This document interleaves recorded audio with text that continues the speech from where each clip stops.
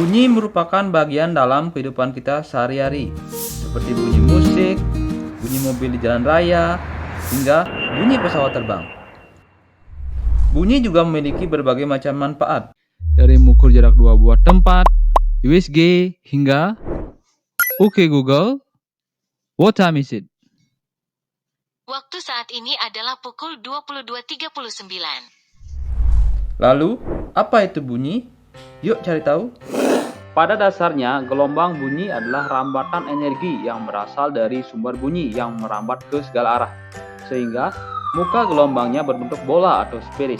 Selanjutnya, energi yang dipindahkan gelombang per satuan luas per satuan waktu yang tegak lurus dengan arah rambat gelombang disebut dengan intensitas. Secara matematis, intensitas dapat dituliskan sebagai I sama dengan P per A atau P per 4 pi R kuadrat, dengan I adalah intensitas bunyi dalam satuan watt per meter persegi, P adalah daya bunyi dalam satuan watt, dan A adalah luas penumpukan bola dalam satuan meter persegi. Jika titik A berada pada jarak RA dan titik B berada pada jarak RB dari suatu sumber bunyi yang sama, maka perbandingan intensitas bunyi di titik A dan titik B adalah IA per IB sama dengan RB per RA kuadrat.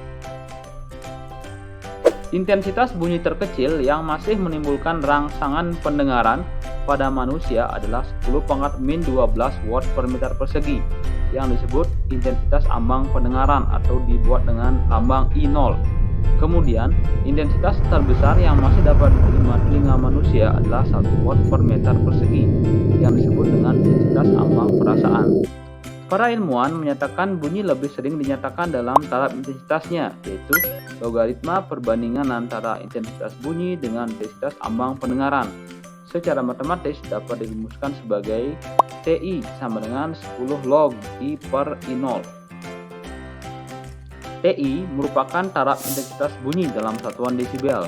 I adalah intensitas bunyi dalam satuan watt per meter persegi, dan I0 merupakan intensitas ambang pendengaran.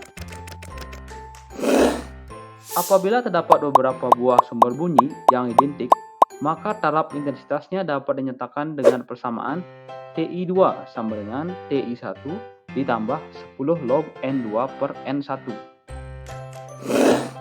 Hubungan taraf intensitas dua buah titik yang berada pada jarak tertentu dari sebuah sumber bunyi yang sama adalah TI2 sama dengan TI1 min 20 log R2 per R1.